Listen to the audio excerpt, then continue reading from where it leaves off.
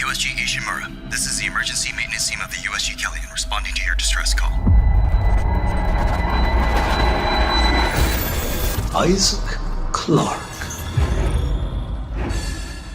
What have you got, Isaac? Half the Ishimura's in the red. Engines, hull, the trams. Can you handle it alone? Fix the centrifuge. Get the fuel running.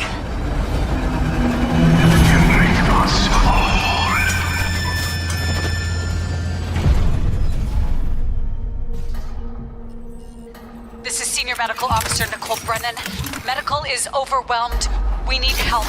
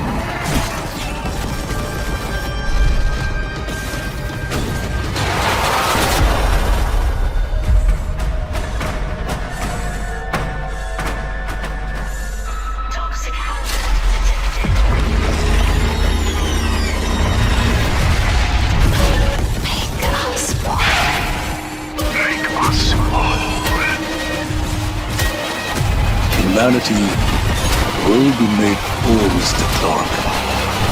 With or without you. Isaac, it's me. It's all falling apart here. I can't believe what's happening. Nicole?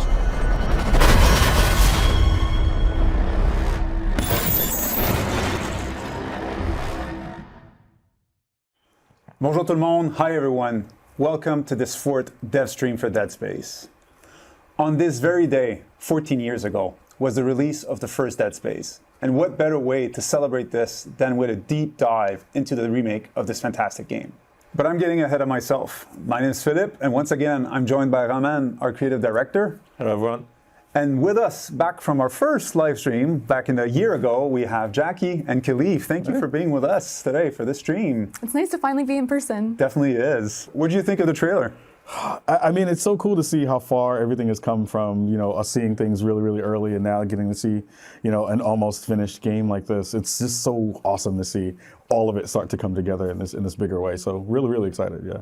Yeah, I'm blown away from going from playtest to finally seeing everything actually come together as well. It just brings up the nostalgia and the new game, and I'm very, very excited. Cool. Nice. Yeah. Well, as I said at the start, this is our second live stream with Jackie and Philippe. And in the first one that we did end of August last year, we talked about the approach that we took for the remake and shown work in progress asset to illustrate our intentions. We followed this up with a second live stream in March with our audio director, Olivier Asselin, to explain our approach on audio that plays such an important part in the game. In the last live stream that we did in May with Mike Yazijan, our art director, it allowed us to go into the details of how the team is recreating the Ishimura for Gen 5. What did you guys learn exactly from doing those past live streams? So it was really interesting to be able to share work in progress or early assets with the community and get early feedback. Like, we got a lot of really good feedback from you, from everybody in the community, but also getting feedback, like for example, on the audio of the guns, or how the Ishimura did not look maybe dirty enough, or those kind of things. It was really interesting for us to continue to add and polish the assets we were building for the real game. Yeah, that transparency is something we haven't had a chance to see a lot often in the gaming industry so far. So it was really nice to bring the community in and get feedback, not only with the player council, but with also like people on Reddit and whatnot. Yeah. Alongside all those folks kind of giving you that feedback in real time, just how was the buzz around it? Because I know a lot of folks are really excited for this coming back and now kind of getting more information and more visuals of seeing what's happening. How did that kind of play into all of that, kind of building up some more hype for it? Well, for sure for us, it's a way to get the pulse. Yeah. Like what we're making, is it something that's exciting players? And for devs, like every time that we were doing a stream, everyone was looking at the boards and any type of social media trying to follow, like, okay, well, what are people saying? What are the issues? What are the things that they appreciate? So it's exciting to be able to have that feedback much sooner than we usually are, and also not with all buttoned up assets that are more marketing-y, and that sometimes won't necessarily represent all the effort that the team is having and putting together to explain what are we trying to achieve. So I think the way it was done for us, it allowed to show the behind the scenes a little bit more, and show all the passion and love that the team has for the game that we're making. Because like everybody in the team, starting with us, and like, yeah, everybody at Motive or working with us, we're all big fan of Dead Space. And really doing those live streams, having that open discussion, it really helps us to make sure that we are being true to the original. That not only we are remaking Dead Space and remaking it with the eyes of us as fans, but that's also something true for other people outside of the team that are also fans of the original game. And that was something really important for us. And I hope it shows in what we are showing today.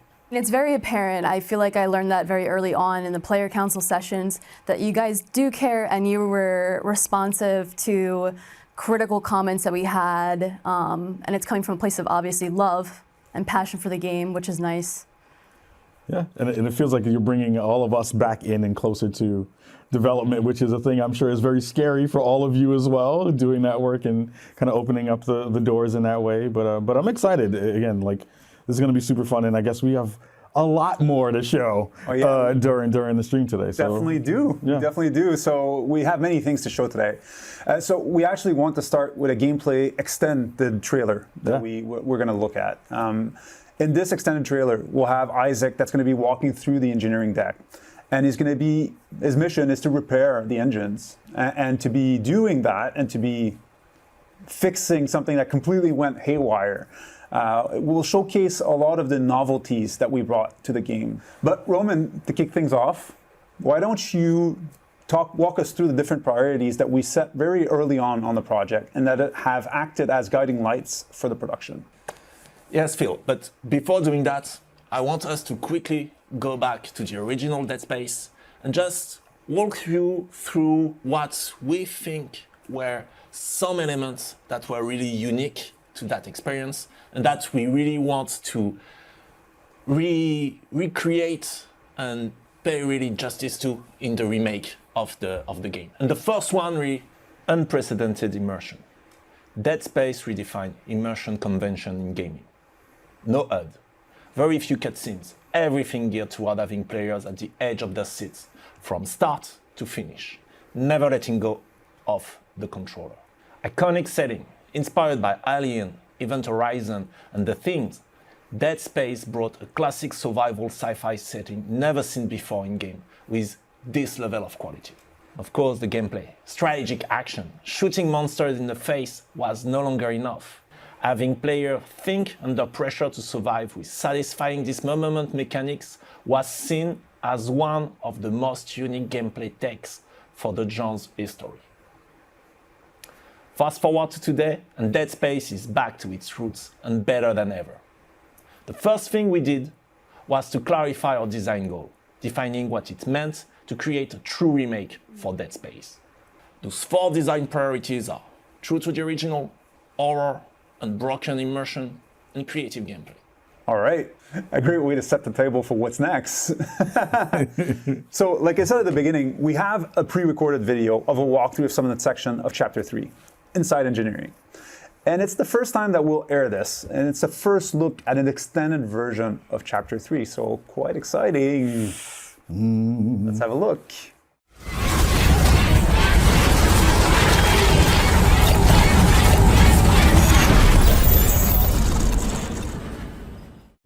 Hi, my name is Philippe Ducharme, senior producer on Dead Space. Today, I'm here to give you a first look at one of my favorite sections in the game. So we find ourselves here in the Ishimura's hangar at the beginning of Chapter 3. We're going to make our way towards the control room in engineering, where we'll attempt to restart the ship's engine. For those of you who remember the original, the hangar was much smaller than it is now.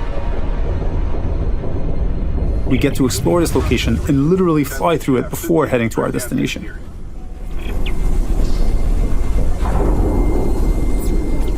Navigating between chapters without load screens or having a camera cutaway is part of how we've reimagined the Ishimura for the remake.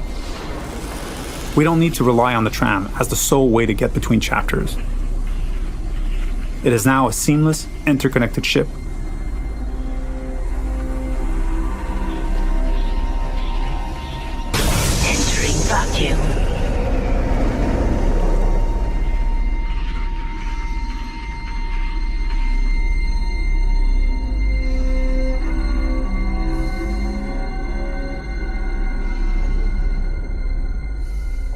We've got 2 lurkers here.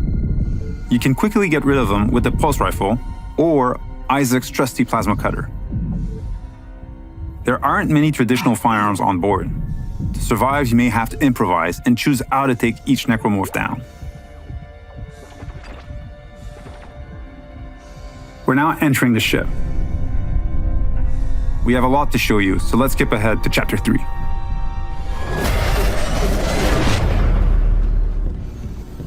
We've just received a briefing to head over to the refueling station. To get there, we're passing through the machine shop over here.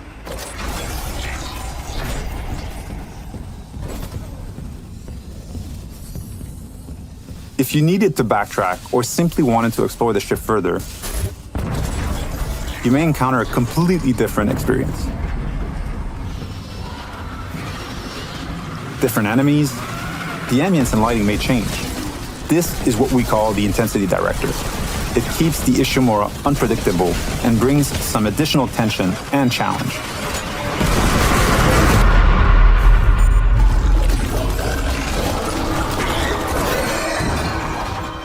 The way to the refueling station is just a little further ahead.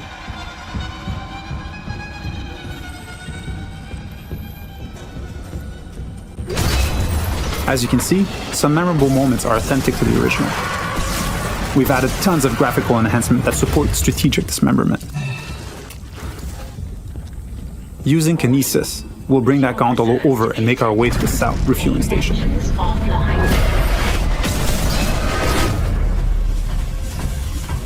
We need to gain access to the fuel management office, which contains the power functions for the refueling station. We can follow that cable to find our way there. One of the things we tried to achieve was to add more context to the various objectives, to expand on what was there, and bring a bit more detail and depth where we could.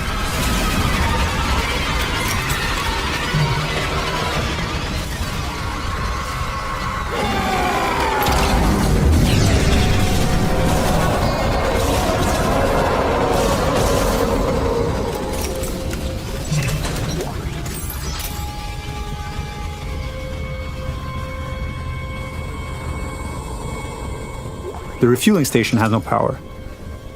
We can look for a way to access the fuel management office.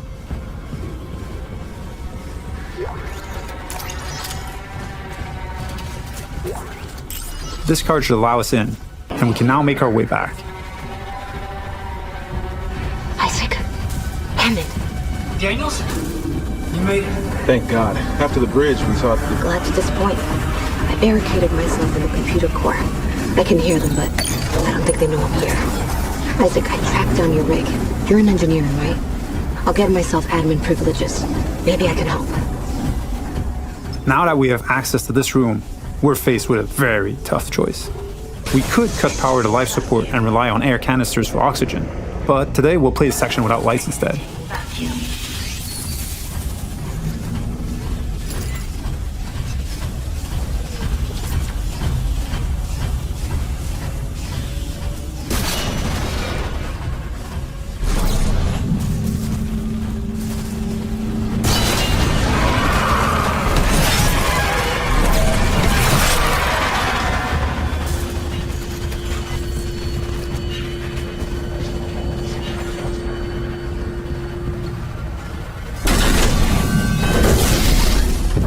With the power restored, the south refueling station can now be activated.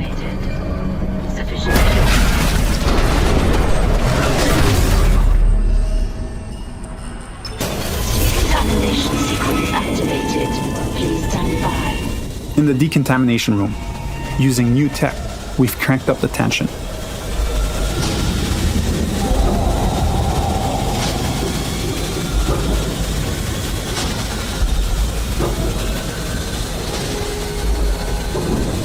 Dynamic smoke creates that thick and opaque atmosphere that makes you lose track of the lurkers, even when they're right next to you.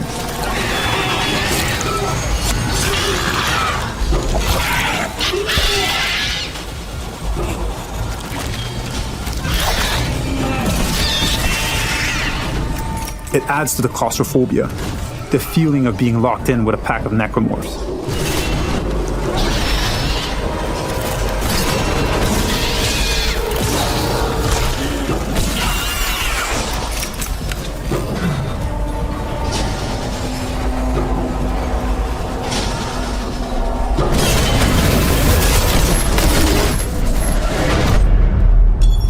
Our last stop is the centrifuge. It's offline, and the Ishimura is getting dragged down to the planet below. Please attach generator modules. We've added so much detail in here. Particle effects, lighting, floating debris. We wanted this room to be imposing and tell a story at the same time. It's a lot more impressive, and its size makes it harder to keep track of the incoming necromorphs. So audio plays a huge role here in identifying the direction of threats.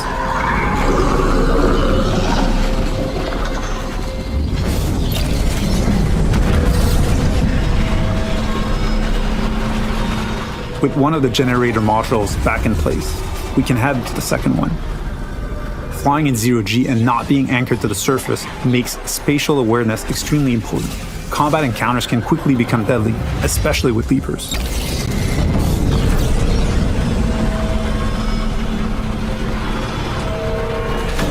And now, with the generator modules powered up, the centrifuge is ready to be activated. Generator module attached. Clutch engaged. All personnel clear for centrifuge restart. I hope you enjoyed this sneak peek at the new Dead Space. Thank you for tuning in. That was nuts. Yeah, it was fucking awesome. That was wild. From the hangar to decontamination to centrifuge to the interconnected gameplay to the intensity director, the list goes on. The first thought after seeing that is, why the fuck am I using the tram? The answer is replayability. Now we can go back and play multiple playthroughs with different options. You have more exploration. It was amazing. It's incredible. Well, I want to talk a little bit about the intensity director, because I think for a game like this where folks are coming back to this kind of content, one of the things that people talk about a lot is like, well, what's going to be different in the playthrough that I'm going to have when I go in and go back into a game like this? Talk a little bit about the intensity director and how that's going to change the way folks are going to be coming to this new version of a game that they might have played before. It was important for us to have something, like to have the right balance between what's scripted in the game and what keeps the players on its toes. We've obviously, and we've seen it in the trailer, we've kept a lot of things scripted. Like we have to have those precise jump scares at certain moments, and it's important to have the highs and lows in the intensity of the gameplay.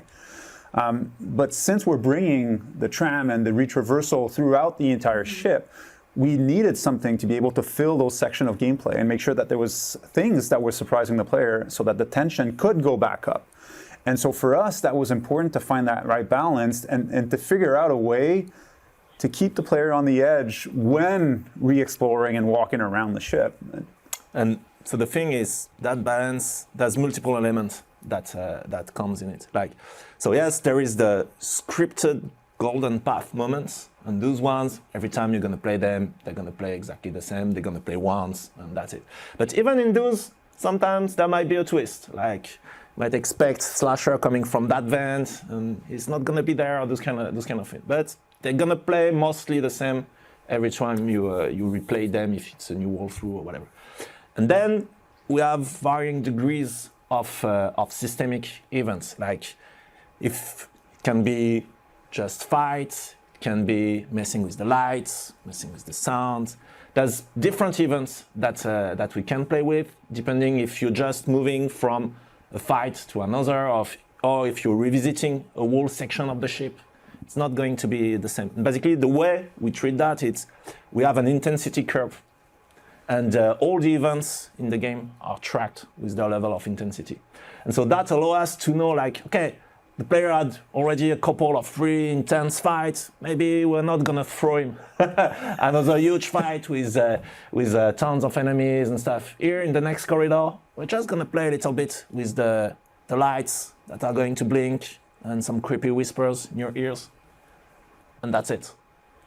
Or that place, we really want you to feel safe. And so, yeah, even the light's going to be okay, no more creepy whispers, whatever. Yeah. But that vent, there's going to be something weird about that vent. And if you get close to it, actually, maybe a slasher is going to spawn and make you jump. And all those things will be handled by the intensity director. Huh. And I know you also talked about this, pre-stream and pre-conversation was, even the slashers are going to be a little bit different when you see one as opposed to the other. Talk a little bit about that, because I thought that was super cool too. Yeah, so that's something in the original, like all the slasher, they already had some kind of job when they were humans aboard the ship, like depending on which bridge you were like seeing medical miners or medical guys or whatever. So that's something we definitely kept from the original. But riffing on that, we wanted to add a bit, even more personality to the slashers, and makes you really, like, every time you're gonna shoot a slasher, we would like you to feel like it's a different guy. And so on top of giving them jobs and different clothes and stuff like that, we also gave them ethnicity, because the Ishimura, it's really has a diverse crew, and we wanted that to also show on the slasher. So now it really feels every time it's a new guy, and it's a new, you can really believe now playing the game we're trying to reinforce the immersion around that. Like, yeah, those monsters, they used to be the crew.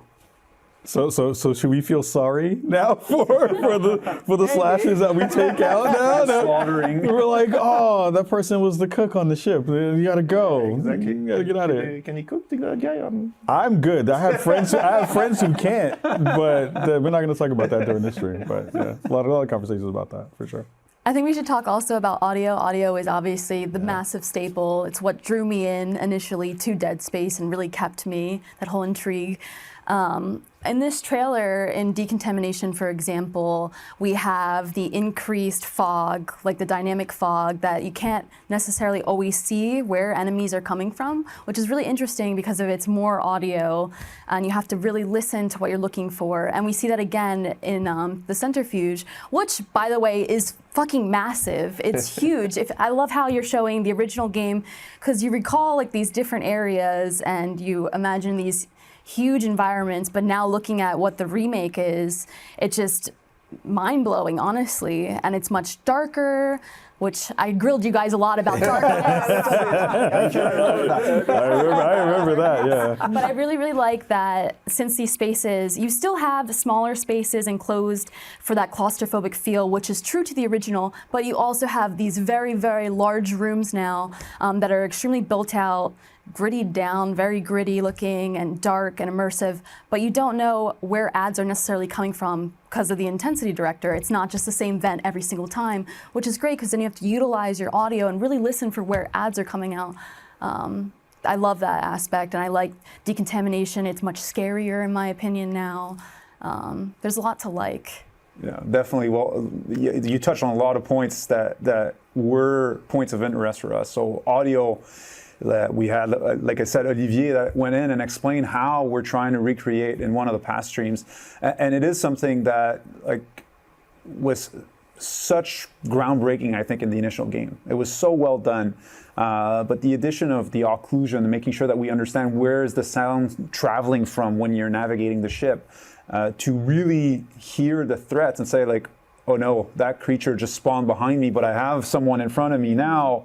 Like, who should I prioritize? What should I do? Yeah. Mm-hmm. And we do play around with that, like in the scripted sequences, but also the intensity director, like Aman said, there's a lot of events that are either foreshadowing events that may lead to something or not, or post-shadowing, like if the enemy decides to jump through a vent and walk away and run away, you'll hear that enemy travel within the world. So or if he's trying to actually run away after you because you ran away, you saw him and you were like, no, fuck it, I'm out. And you switch room and you're gonna hear him go through the vent, crawl in the walls, and come back from another. Oh, that's awesome.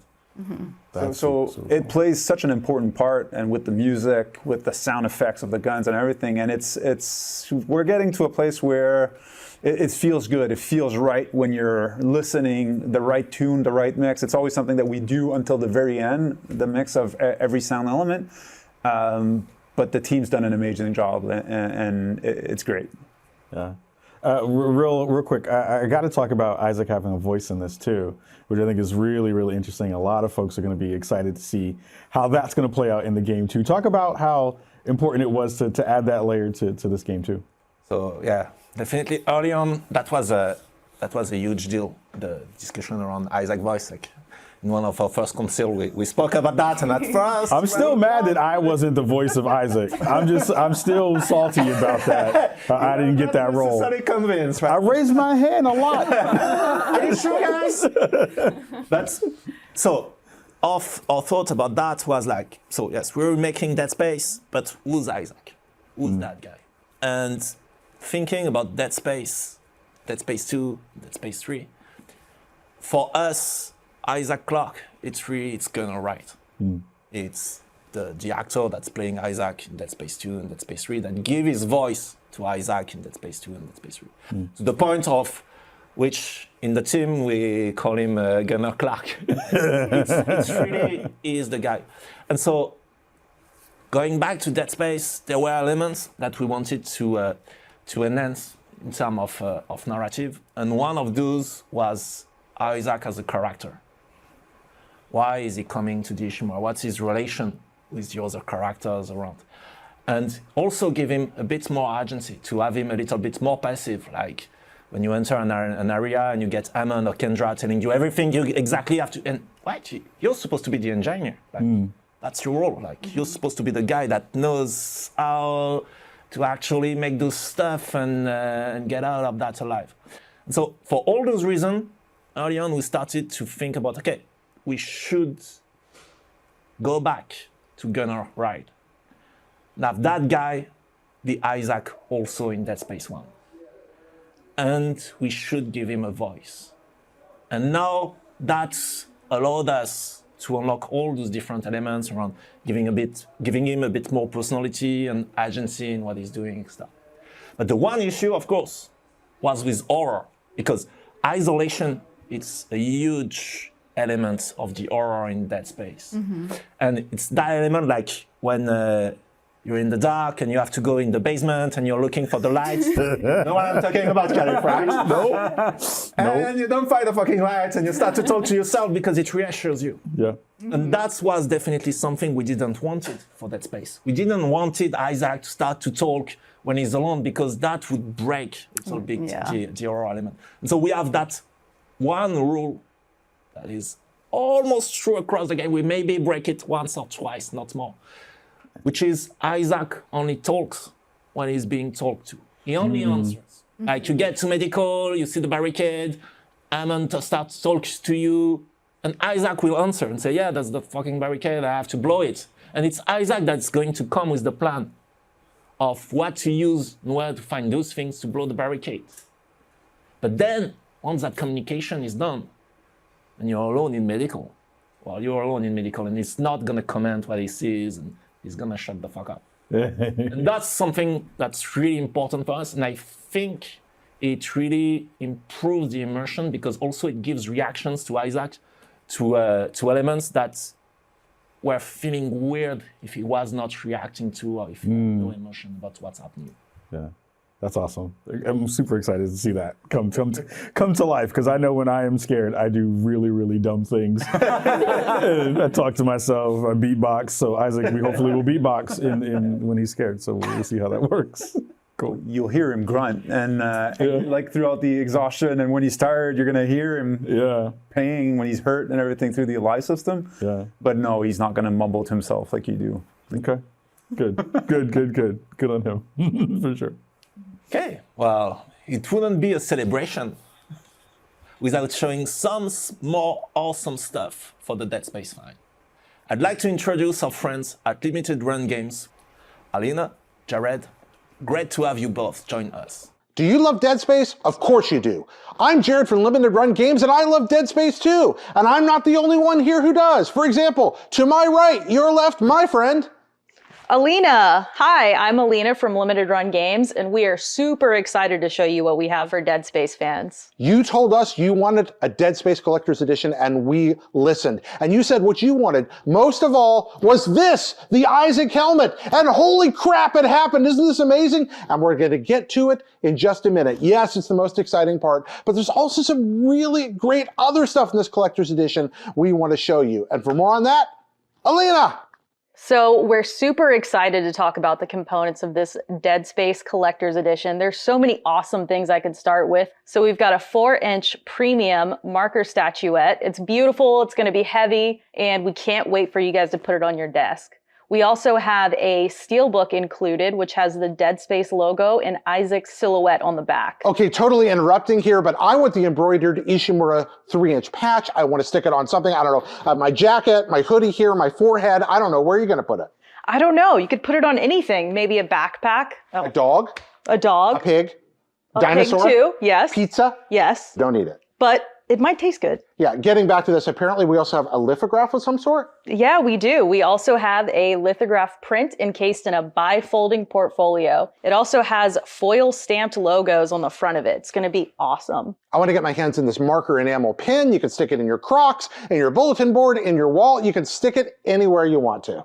And a soundtrack and 4 mini posters. And now, what you really came here for, that's right, the Isaac helmet.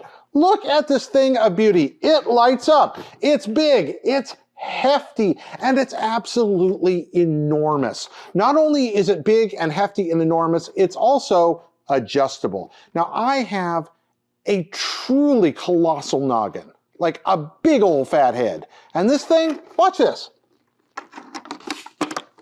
goes right on it. That's right.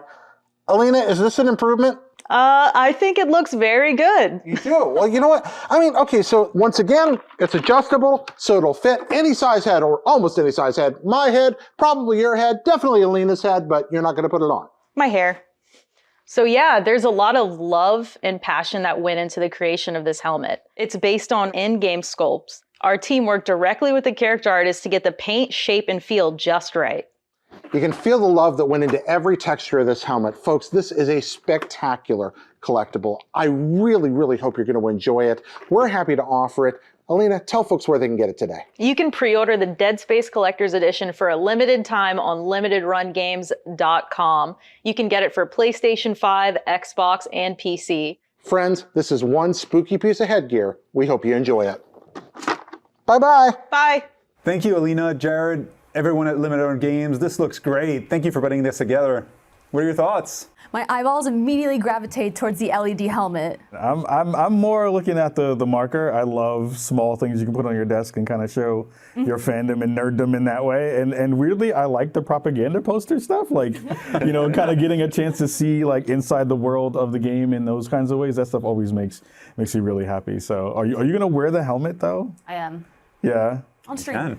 I love that. I love that. Also, following some of the streams, we saw the comments from fans that like they've liked the shorts that we had, the hoodies that we shown at the different live streams, and they were asking where they could get it. So like we're happy that working with different teams internally, we actually were able to spin out a shop that's going to be coming soon. So you're going to be able to get sort of the shirts like mine, like Roman's, and other prototype, but there will be multiple shirts, hoodies, stuff like that. So keep on the lookout for the store coming soon, right? Yeah. All right, time to wrap this up. Huge shout out to our team at Motive and all of the collaborators that have helped us bring this remake to you all. And a big thank you to everyone working on that project, whether it's at Motive or all of our partners, but also to everybody in the Community Council. Thank you very much for all your feedback, for helping us make that remake a true Dead Space experience. And to everybody in the larger community that tuned in during our live stream, that gave us feedback, that also helped us shape that remake. Thank you very much.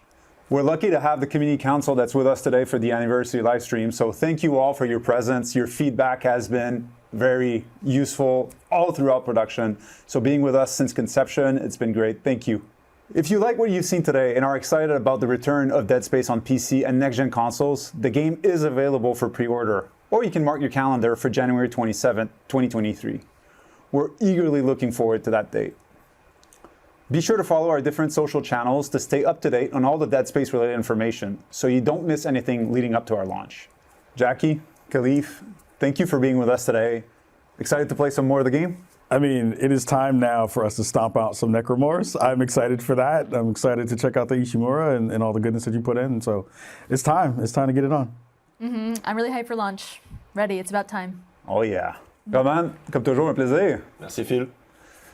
Thank you, everyone. I hope you've enjoyed the stream today and looking forward to showing more of the game to you all.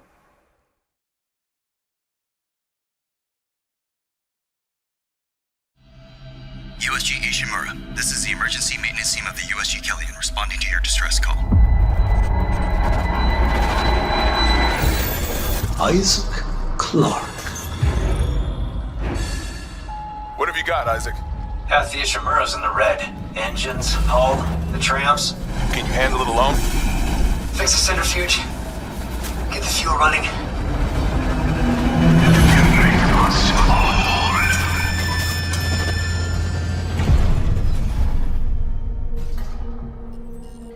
This is Senior Medical Officer Nicole Brennan. Medical is overwhelmed. We need help.